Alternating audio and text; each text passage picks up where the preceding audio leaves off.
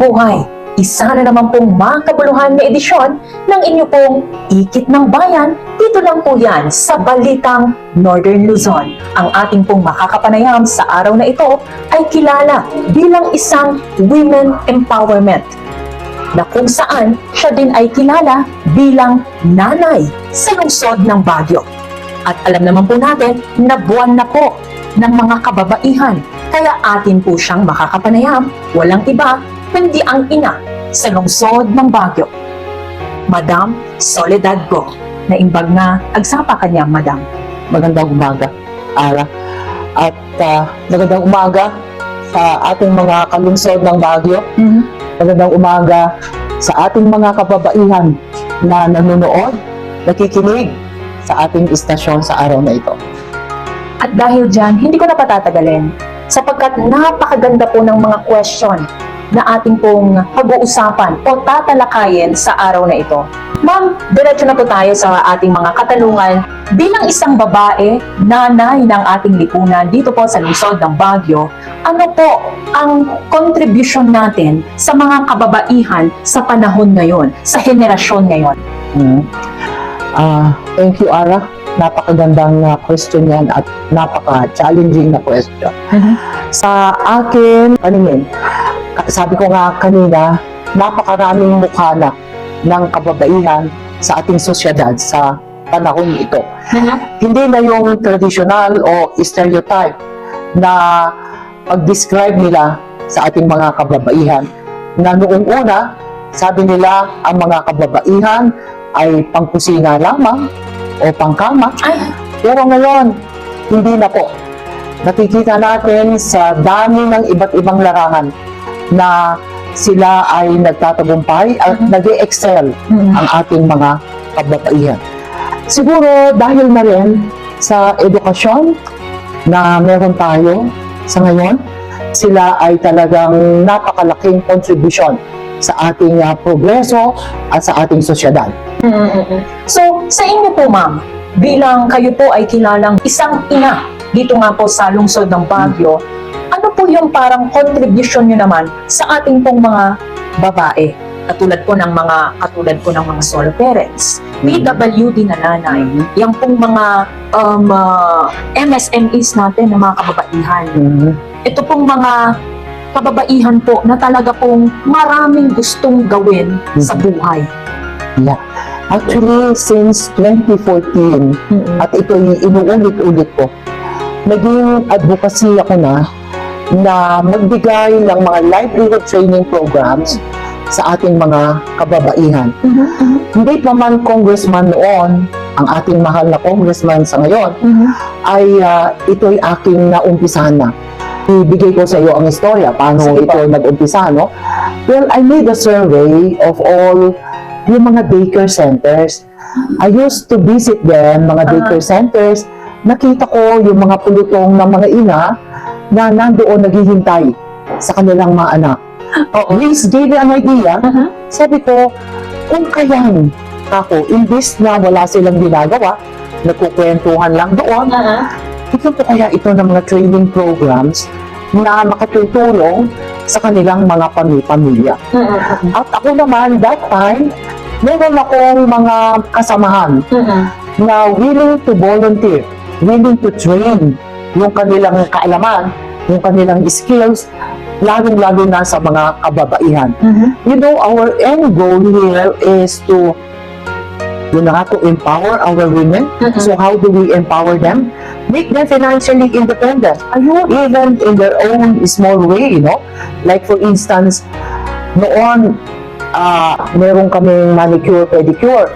At naisip ko rin na meron na akong ready na gift sa kanila ng mga manicure set. Siyempre, kailangan. Kasi, sabi ko, baka mag-training kami, ngunit wala namang panimula. Na in a way, pwede silang mag-practice. Yes. Napakadami ng mga istorya noon, yung ating mga trainees, na kahit talagang nasusugat nila, yung mga kapitbahay nila, pursigido pa rin sila, sige pa rin. Kasi they really would like to perfect their skill. Yes. In sense, yung pagmamanicure, pedicure. At I have very good stories, success stories of those people na na-train natin dahil sa pagmamanicure, pedicure, nabuhay ang kanilang, nabago, yung kanilang buhay, no? Nakatulong talaga silang diretso sa kanilang mga asawa. And most of these mga daycare parents na na-train natin ay mga asawa ng mga taxi drivers. During that time, 300 pesos lang yung boundary. At nanguupa sila. Nag-aaral yung kanilang mga anak, namamasahe. So, alam nyo, yung kinita nilang additional sa pagmamanicure at pedicure, nakatulong ng malaki para sa mga pamasahe, baon ng kanilang mga anak. So, alam mo, doon pa lang, makikita mo na kung bibigyan mo ng pagkakataon ang mga babae na magkaroon ng skill. Yes. Yung skill na yun, magiging puhunan nila at yung kanilang kikitain talagang pantulong sa pamilya, pag-augment ka nga, pandagdag kung ano yung kinikita ng kanilang mga asawa. So, ako noong una, my purpose is just to develop their skills.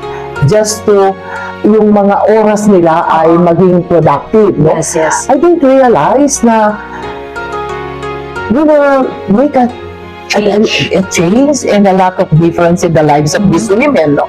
Kumbaga, katuwang sila ngayon ng kanilang mga asawa sa pagpapalaki ng kanilang mga anak at magbibigay ng magandang kinabukasan. Well, that is just, an example. Siguro sabihin natin that is just a micro example. And if But malaki ang impact. Malaki ang impact. Multiplier effect yan. Siguro mga tinrain namin, so many hundreds already, I would say, maraming nabagong buhay tayo dito sa mga kababaihan na ito.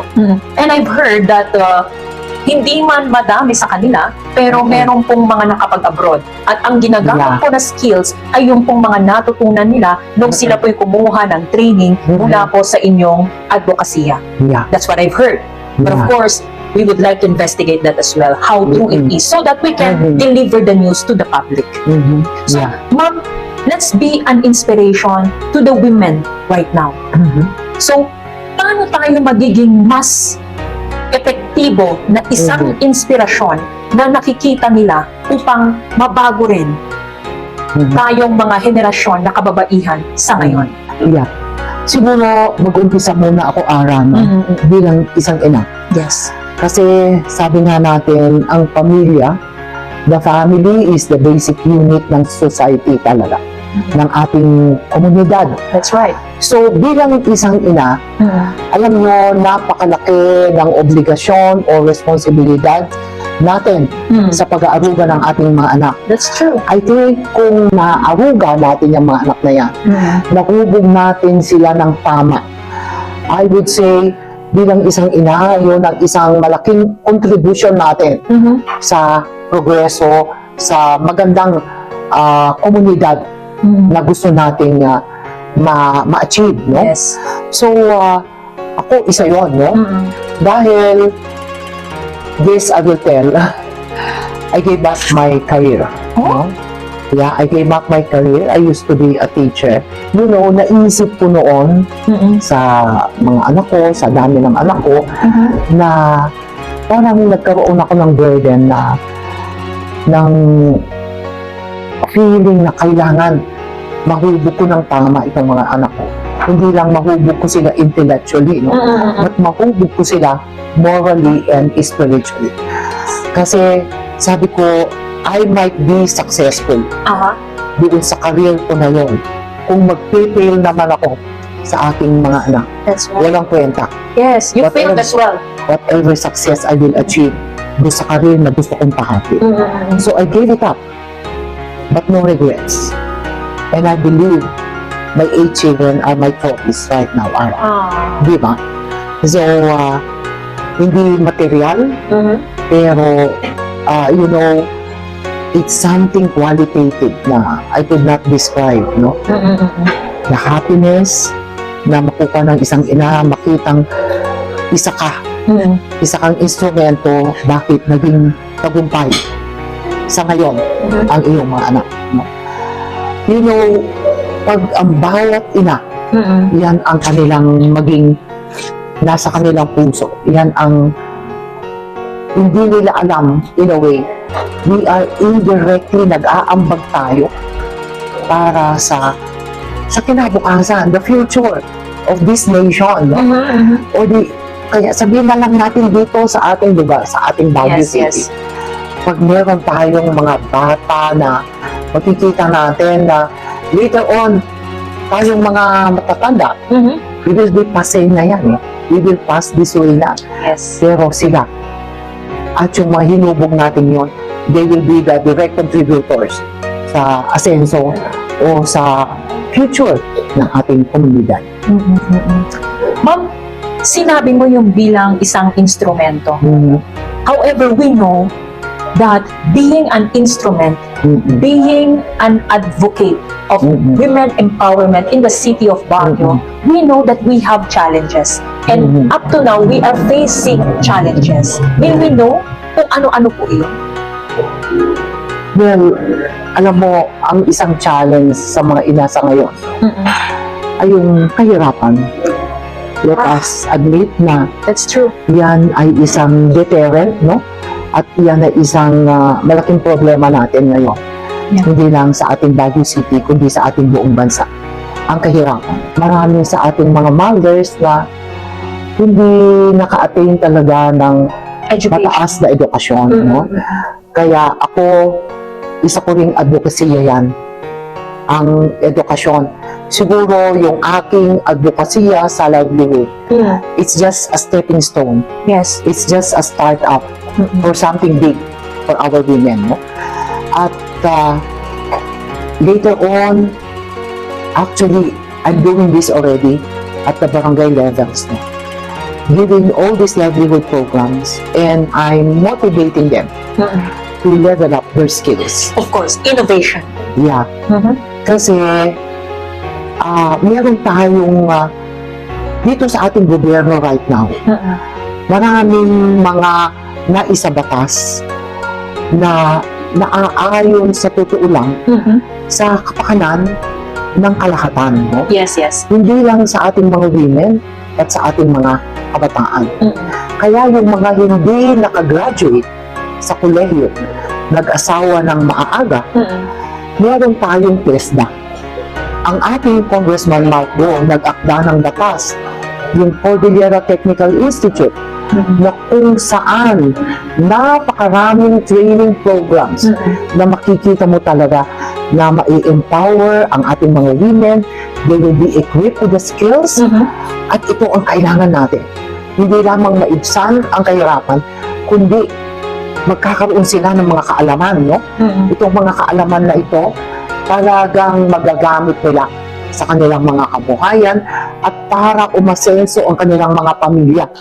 Asenso ng pamilya, eventually, asenso ng ating komunidad. That's right. Ganyan. So, itong mga problema na ito, sa totoo lang, sa ngayon, meron ng mga efforts na ginagawa.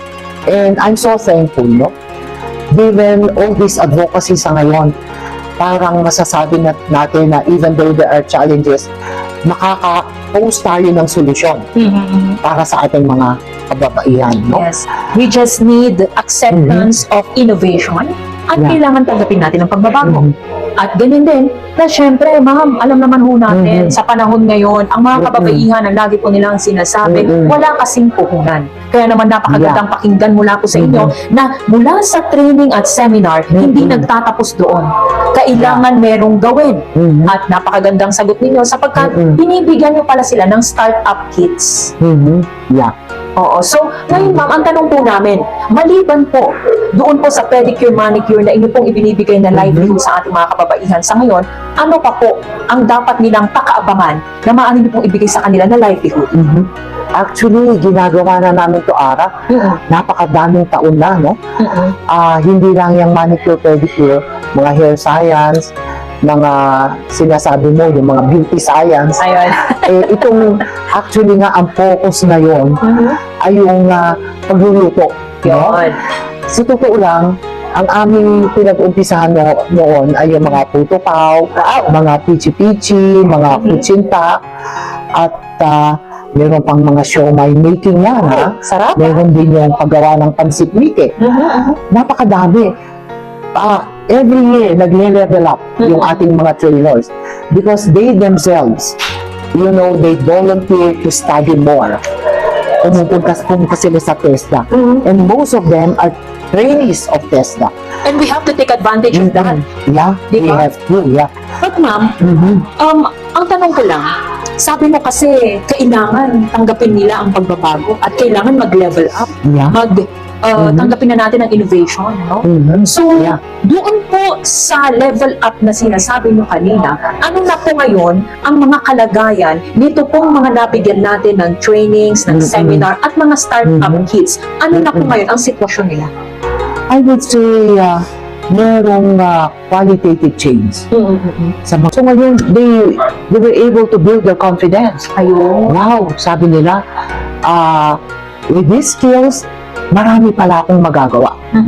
Marami pala akong, yun na nga, doon pumapasok yung innovation, doon pumapasok yung creativity ng mga kababaihan. Oo. For instance, just to cite an example, this is a very simple innovation na ginawa ng ating mga nanay. Kasi kami, yung aming puto doon, it's puto pao. Okay. Hindi pa naman ng mga gulay sa loob Sarap yun at saka konting giniling na baboy. Alam mo, may isang nanay, ang ginawa niya, hindi niya pinalo yon. Nilagyan niya ng leche plan. Oh, Diba? something new, ano? Something new. At nag-click. That's very nice to know. We have schools, sila ang nagsusupply sa mga canteens, sa mga birthday parties, sa kahit anong okasyon sa barangay. Nakilala na sila. Sila yung mga nagsusupply. Kaya if you go sa mga barangay functions, ako lagi itong nakikita yung puto na itinuro ng aking mga tao, di ba? Ang kutsinta ngayon naging black kutsinta na naging popular sa isang establishmento, di ba? True. Pero kami, hindi ko sinasabing kami ang nag-umpisa, but we taught that to our women long time ago. Yeah. Yes, at dahil dyan ma'am, nabago na rin po ang tema sa panahon na ito ng Women's Month. Yeah. Ang sabi po dito, ang ating theme sa taong 2024 ay We for Gender Equality and Inclusive Society. Ano pong masasabi nyo sa tema na ito at paano natin to i-apply sa panahon ngayon? Yeah. Actually, yan nga rin ang isang kumbaga, Ara, yung kaninang unang parte ng ating interview is more on sa livelihood nga. Ano? Yes, yes. So ngayon, titingnan natin on a broader scale itong tema na ito. No? Alam mo, pag tayo ay equipped, meron tayong edukasyon ng mga kababaihan, meron tayong mga skills. Yes. Masasabi natin na unti-unti ang mga kababaihan, sa totoo lang, pantay tayo sa mga kalalakihan. No? Yes. Hindi naman tayo kumakalaban. Gusto natin, partner tayo. Ayun. Partner tayo. tayo sa mga kalalakihan. In building The nation. building the nation, in community building, everything, no? Hindi tayo Partner nakikikompetensya. Yeah, Hindi rin tayo mas mataas sa kanila. yeah, we need to Pagpos clear that. tayo lamang po ay nakikipartner Yeah, sa ating pong mga kalalakihan upang mapaganda pa yeah, ang ating komunidad. yeah. Tama ho ba, ma'am? Actually, yan. Okay. Yan ang importante na hindi lang dapat malaman din ng mga kalalakihan. Makakala nila tayo'y kumakalaban na sa kanila. Nandito lang tayo bilang katuwang nila. Yun. Katuwang Na partner. partner, helper. Yun. Sabi na, even in the Old Testament, Yes. diba, in the New Even in Testament, the New Testament. makikita natin na ang mga kababaihan, yung ating mga godly women before, ganon, sila ay katuwang, co-equal ng mga kalalakihan. Ma'am, nakita po natin ang pagkakaiba ng panahon noon sa panahon ngayon. Yeah. Maraming nagsasabi na madami na ang naghihiwalay na pamilya. dahil nagdesisyon ang bawat isa na sila po ay maghiwalay. Sa inyo po bilang ina, na ganito na po ang parang trend, sabihin na natin, ano? Sa ngayon, ano po ang inyong masasabi sa mga ganon na sitwasyon? Yun na, nakakalungkot, Ara, no? Siguro ito parte ng mga changes. So, it is our role now, tayo bilang mga ina, bilang mga kababaihan, I think we have a role to play Yes. na palakasan natin ang pamilya. Kaya nga sa aking pambungad kanina, ang aking role na inumpisahan ko ay yung sa aking mga anak, yung sa aking pamilya. Bilang isang nanay, I think that is the most important role na wag nating kakalimutan na yung ating mga anak ang importante, no? At yun nga, in spite of all these challenges, basta ako, I don't know, ang naiano ko sa aking mga anak, aral yung taking God.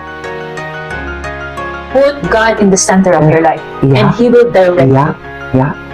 Yun ang I think pinaka-form, first and foremost, na naibigay ko sa aking mga anak. Hallelujah. Kaya nung silang lumaki, wala akong problema. Walang sakit ang Ako ulo. na, hindi ako nagkasakit ng ulo. Kaya nga siguro wala akong masyadong Wrinkles. wrinkles. Dahil hindi She's ako still pretty. hindi ako kinonsimisyon ng aking mga anak. Hindi, joke lang yun, ha? Joke lang yun.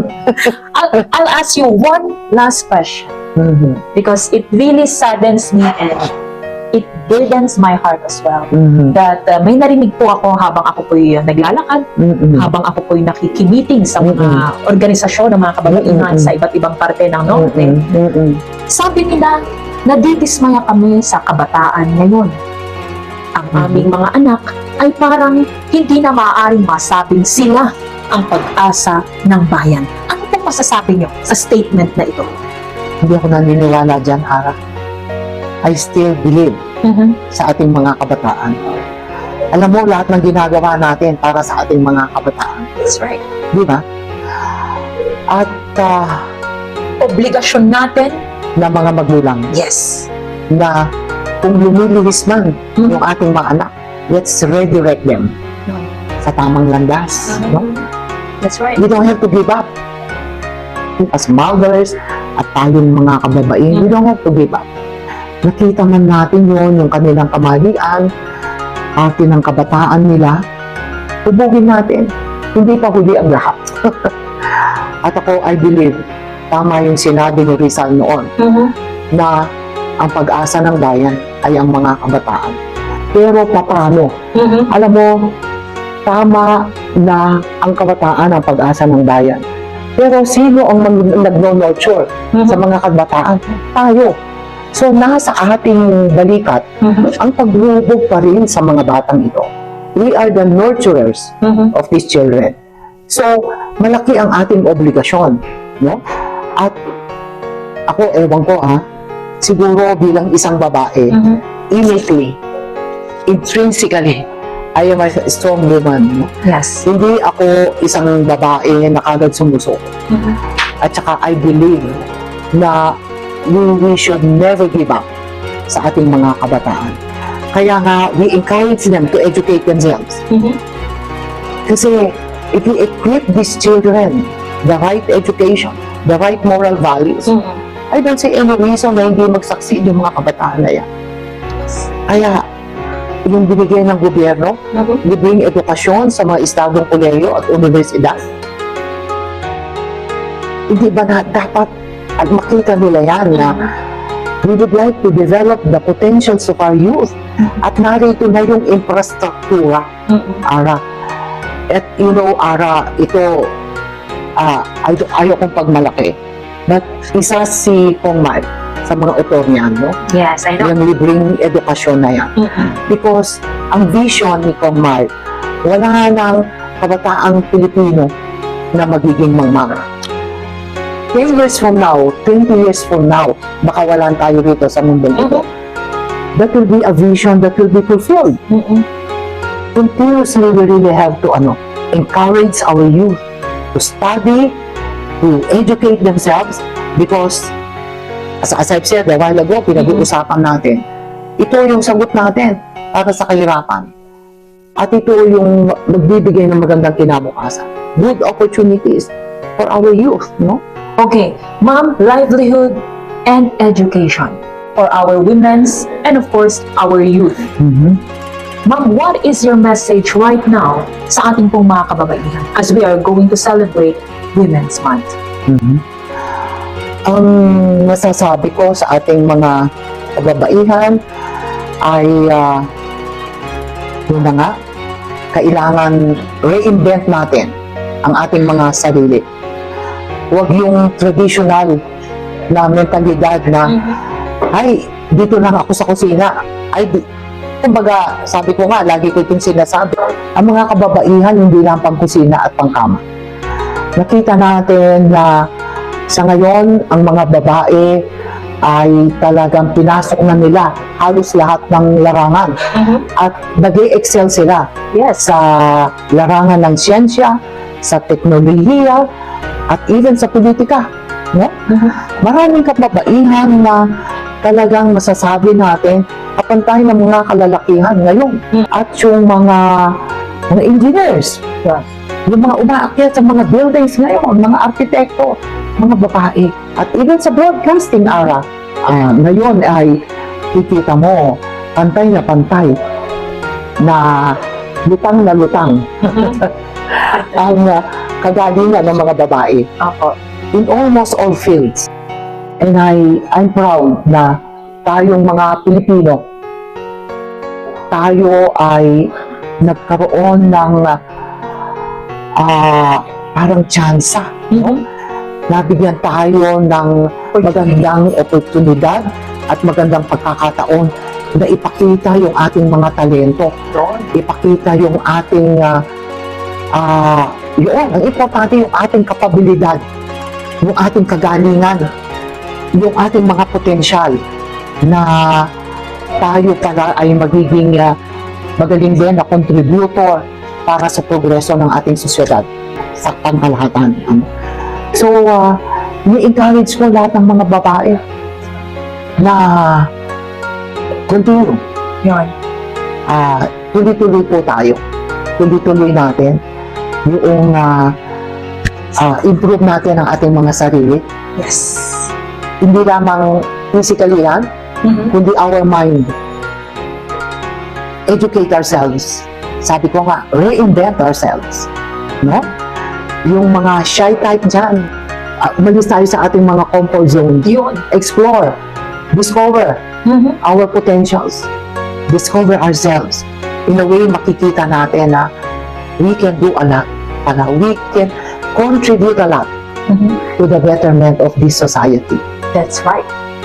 At dahil dyan, isa na naman pong makabuluhan na edisyon at talakayan ang inyo pong napanood at napakinggan dito sa Balitang Northern Luzon. At ako po ang inyong lingkod, nag-iisang walang iba, Tita Ara Cutter, na laging nag-iiwan ng isang mensahe. Ipanagkaykay sa mangiwanwan, itinaranyag na pagsayaanan. This is yours truly, Ikit ng Bayan. Maraming salamat po. Thank you. Thank you, Ara. Thank you so much. Thank you. Ang galing.